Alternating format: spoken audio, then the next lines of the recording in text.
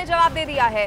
पीयूष गोयल ने पलटवार करते हुए राहुल गांधी पर निवेशकों को गुमराह करने का बहुत बड़ा आरोप लगा दिया है। पीयूष गोयल ने दावा किया है कि फिर से मोदी सरकार की वापसी से राहुल बहुत परेशान हैं। उन्होंने दावा किया कि भारत तेजी से बढ़ती इकोनॉमी है और ऐसे आरोप लगाकर निवेश को प्रभावित करने की कोशिश की जा रही है। इसके साथ ही पीयूष गोयल ने राहुल गांधी के जेपीसी जांच की मांग को बेबुनियाद करार दिया।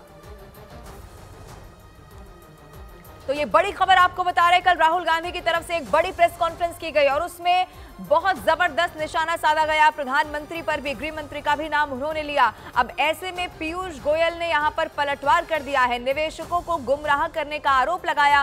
पीयूष गोयल की तरफ से यह भी कहा गया कि एक बार फिर से जब नरेंद्र मोदी की सरकार बनने जा रही है तो इससे बौखला गए हैं राहुल गांधी और इसीलिए वो निवेशकों को गुमराह कर रहे हैं। भारत एक बढ़ती इकोनॉमी है, तेजी से भारत आगे बढ़ रहा है, लेकिन राहुल गांधी निवेशकों को गुमराह कर रहे हैं। एक बार मोदी सरकार आना निश्चित है और शायद इस बात से राहुल गांधी जी बड़े परेशान नजर आते हैं और अपने बयानों के साथ विदेश और देश के निवेशकों को एक भय के वातावरण में निवेश ना करें, इसके लिए उत्साहित करने की कोशिश कर रहे हैं कि राहुल गांधी जी ने चिंता करनी चाहिए कि जब आंकड़े आ रहे थे और उनको ज्यादा सीटें थोड़ी मिली अनुमान से, तो अगर मार्केट गिरी तो ये दर्शाती है कि दुनिया और देश के निवेशकों का कितना डर था कि राहुल गांधी जी की वोटें बढ़ रही हैं या सीटें बढ़ रही हैं। उसका भय दर्शाता है कि उनकी सरकार आने से लोगों में कितना विश्वास है कि तकलीफ आएगी। तो उसका तो राहुल गांधी जी ने चिंता करनी चाहिए कि उनकी सीटें थोड़ी बढ़ने से दुनिया में और देश में कितनी खलबली मच गई। अब जब लोगों को विश्वास हो गया कि मोदी सरकार आ रही है, फिर मार्केट स्टेबलाइज हो गई और पुराने आंकड़े वापस आ गए। और अब ये पूरा मामला क्या है ये भी आपको बता देते हैं। 3 और 4 जून को शेयर बाजार में मची उथल पुथल पर राहुल गांधी ने सवाल उठाए थे। उन्होंने 4 जून को शेयर बाजार में हुई भारी गिरावट को बहुत बड़ा घोटाला बताया और इसकी जेपीसी जांच कराने की मांग भी रखती है। प्रधानमंत्री ने देश की जनता को इन्वेस्टमेंट एडवाइस क्यों दी और 5 करोड़ परिवारों को जो इन्वेस्ट करते हैं उनको प्रधानमंत्री ने, होम मिनिस्टर ने स्टॉक खरीदने का आदेश क्यों दिया। और बीजेपी के बीच में जो फेक एग्जिट पोलस्टर्स हैं और ये जो फॉरेन इन्वेस्टर्स हैं, इनके बीच में क्या कोई रिश्ता है और अगर रिश्ता है तो क्या है। हम जेपीसी चाहते हैं, हम इन्वेस्टिगेशन चाहते हैं और देश इसकी सच्चाई जानना चाहता है। और इसी मसले पर राजनीति बहुत जबरदस्त अब तेज हो चुकी है। राहुल गांधी के आरोपों पर एनडीए नेताओं ने भी पलटवार कर दिया है।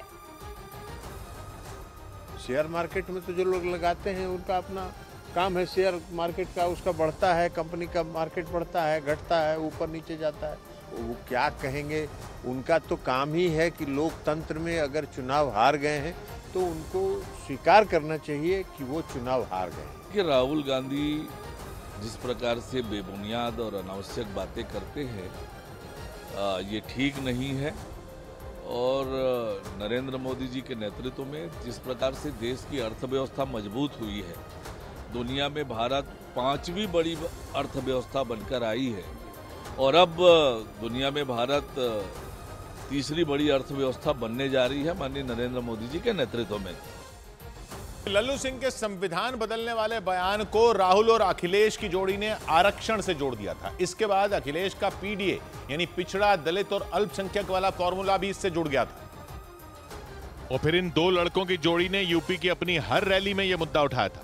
राहुल गांधी ने तो अपनी रैलियों में संविधान की कॉपी दिखाते हुए बयान दिए थे। बीजेपी ने मन बना लिया है कि अगर वो चुनाव जीते तो वो इस कॉन्स्टिट्यूशन को, संविधान को रद्द करने जा रहे हैं।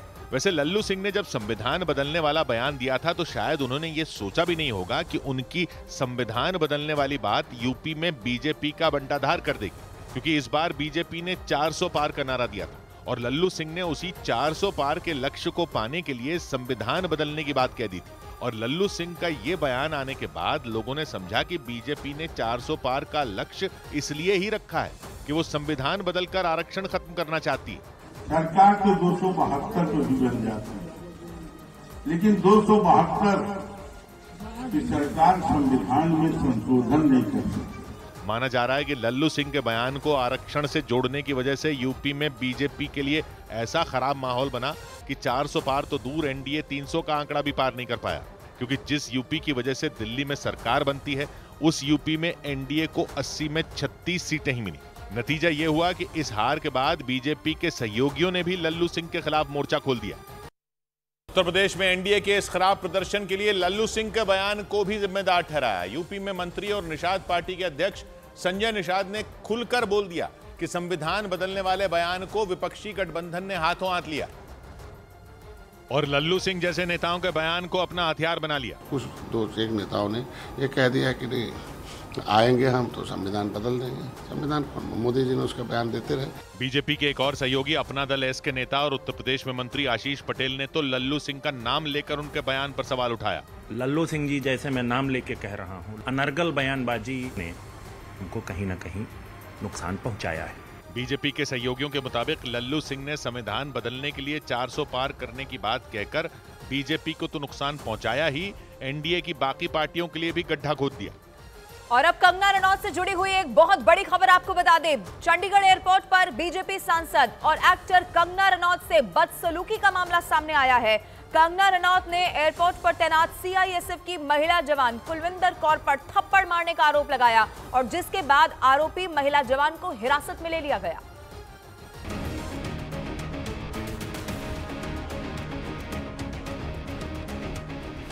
चंडीगढ़ एयरपोर्ट पर थप्पड़ कांड। बीजेपी सांसद कंगना रनौत के साथ बदसलूकी।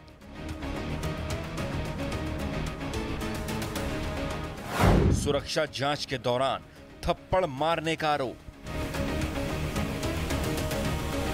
ये वीडियो उस वक्त का है जब कंगना रनौत दिल्ली जाने के लिए चंडीगढ़ एयरपोर्ट पहुंची थी। वीडियो में साफ तौर पर दिख रहा है कि कंगना रनौत कई लोगों से घिरी हुई हैं, जिनमें एयरपोर्ट सिक्योरिटी स्टाफ भी शामिल है।